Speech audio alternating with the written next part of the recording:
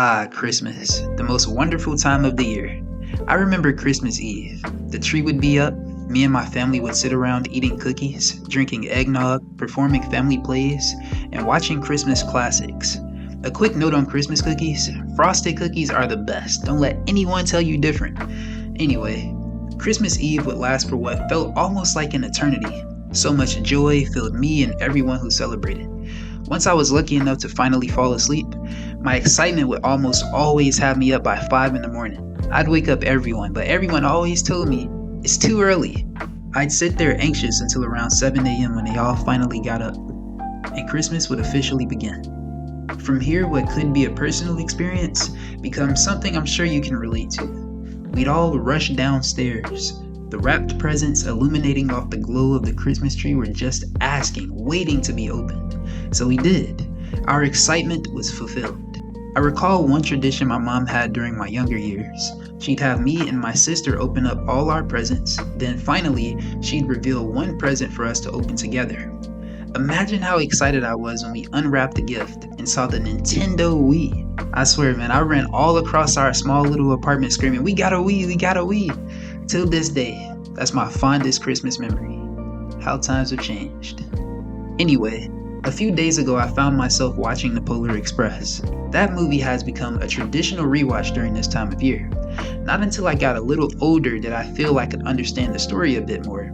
Growing up on the west side of Chicago during that time, not many kids believed in Santa Claus, no matter how creative the adults around us were. Oh, this memory just popped in my head. In kindergarten, the teachers had us all in this large open space. There was a tree, some presents, decorations, and other colorful things they had set up for us. We were told Santa was coming to visit us, and suddenly we heard rapid footsteps on the roof, imitating reindeer steps. When I tell you, I and all the other kids were so hyped, you wouldn't believe our behavior then. Once Santa finally walked in, take me back. Even so, school was only a temporary solution to the living situation. So my feelings towards good old Santa was akin to how Hero Boy felt towards Santa, wanting to believe, but highly skeptical. Then there was A Christmas Carol. I loved this movie as a kid, and yes, I said as a kid. If I wasn't already watching South Park at the time, I'm sure that movie would have scarred me a whole lot more. There was something so charming about it, so grand. I didn't care much for the design of the Ghost of Christmas Past, but present and especially future stuck with me to this day. Rewatching a bunch of Christmas movies this year though, it makes me wonder why these two movies specifically give me the feels that no other Christmas movie does. It's not that others are bad, because they aren't. Just, it's something about these movies, how it blends realism with absolute absurdity, imagination, and the uncanny. It fits so well with Christmas. It's timeless, even though at a first glance it may look outdated. It's in complete contrast to the other films that came out like this, all unironically created by the same guy, Robert Zemeckis.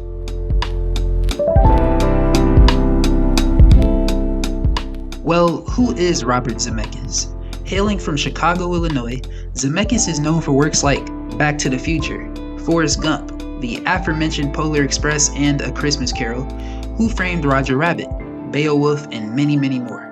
Throughout his career, Zemeckis has been nominated for over 40 different awards, winning 37 of them, 2 of them coming from the Oscars for Forrest Gump and Back to the Future. This guy's trophy closet must look insane. Zemeckis stood out as a creative. Focusing on his animated projects, he'd be taking a big swing with The Polar Express, and Polar Express would become the start to one of the most interesting techniques in film: performance capture.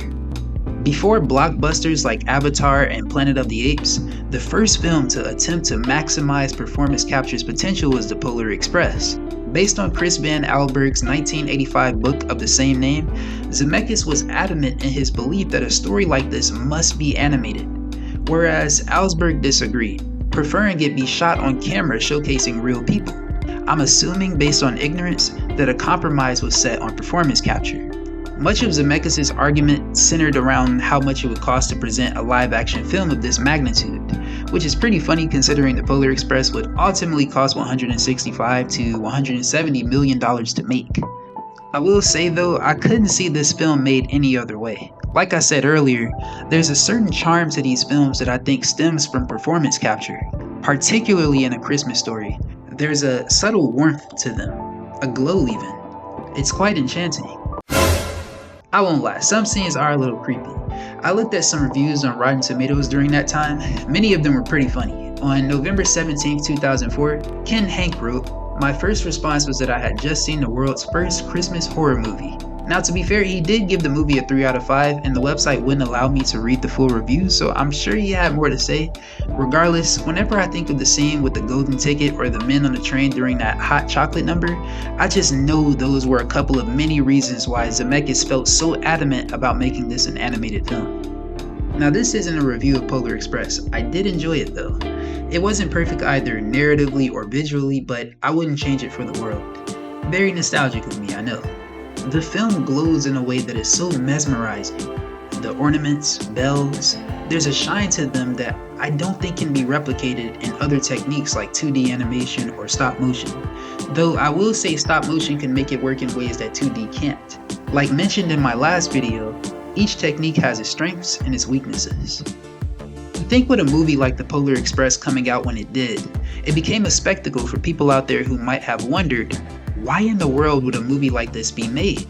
If you're going for hyperrealism, wouldn't it make more sense to just do live action instead? Keep in mind, The Incredibles came out the same year. Ignoring budgets, people praised the film for its stylized visuals, expressive character emotions, and being creative with the technology they had access to at the time. They knew it wouldn't be too realistic, and so they used that as an advantage. I think the performance capture done in The Polar Express was off-putting to some because of the lack of emotions shown through performance capture. It was new and had a lot to improve on. Regardless, I appreciate it for what it did. There's a reason it hasn't been forgotten over the years, and I think its particular look is a crucial reason for that. Zemeckis didn't do himself many favors when he released Beowulf in 2007. Now I will say, I never saw it, but looking at trailers for it, Beowulf gives massive PlayStation 4 vibes. If you think I should check it out, let me know. Anyways, it would be 2009's A Christmas Carol that I think would become the best movie of Zemeckis' run with these performance-captured visuals. Why? Performance capture, especially hyper-realistic performance capture, unintentionally evokes a creepy, uncanny aesthetic. With A Christmas Carol, he uses that to his advantage, similar to how The Incredibles used their lack of technology to their advantage. Ken Hank's review from earlier becomes a whole lot more apparent in this one.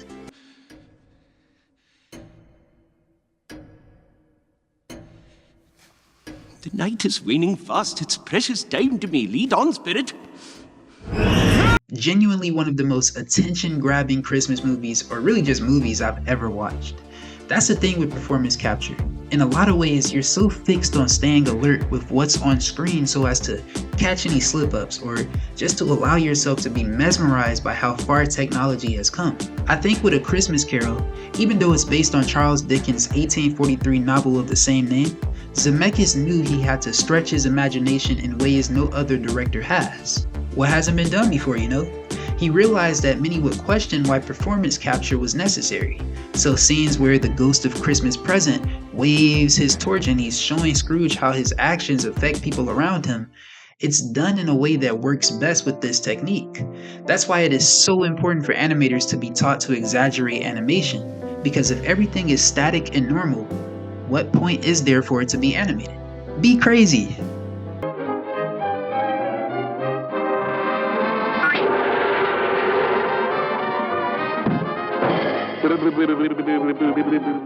Still, by 2009, James Cameron will release Avatar, and so the questions of why hyper-realistic human characters needed to be made persisted.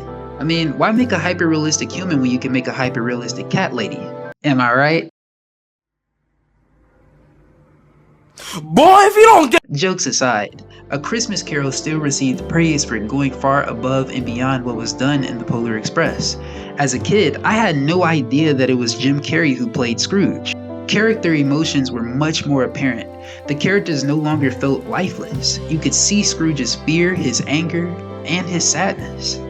It was done so well, and proved that all they needed was time to develop the technique. Choosing to embrace the uncanny aspect of performance capture with a story like this was the perfect choice. I didn't mention films like Monster House and The Adventures of Tintin since Zemeckis didn't work on Tintin, and both these movies in general are heavily stylized regardless of their hyperrealism. I love both of these movies, by the way. Mars Needs Moms though, bruh. I'll keep my opinions to myself. I'll simply say a step back was definitely taken for performance capture here. But to be fair, the story was the main issue there. Even though the visuals here was the first time the uncanny ever really unsettled me. Ultimately, performance capture is a very polarizing technique. I think its uncanny nature fits so well with Christmas movies because it allows you to blend a mix of realism, thriller, creativity, absurdity, and so much more into a fun adventure. The Christmas glow works so well in this technique. I swear the shine of the ornaments in both the Polar Express and the Christmas Carol are like no other. Unfortunately though, it's a creative technique that has died out, solely in regard to Christmas movies. Performance capture is alive and well in stuff like the Planet of the Apes franchise and the Avatar franchise. But performance capture had its small run in the early 2000s, and while it wasn't perfect, they are still timeless classics that I am so glad will exist for years to come. I think most directors have accepted that a technique like this should be reserved for something more than just regular human being characters, and that's fine. But let's choose to remember these films because they serve their purpose. And without Robert Zemeckis' burning passion to bring these films to life, a lot of the biggest franchises in the world might have never came out today. As all great new technology starts somewhere.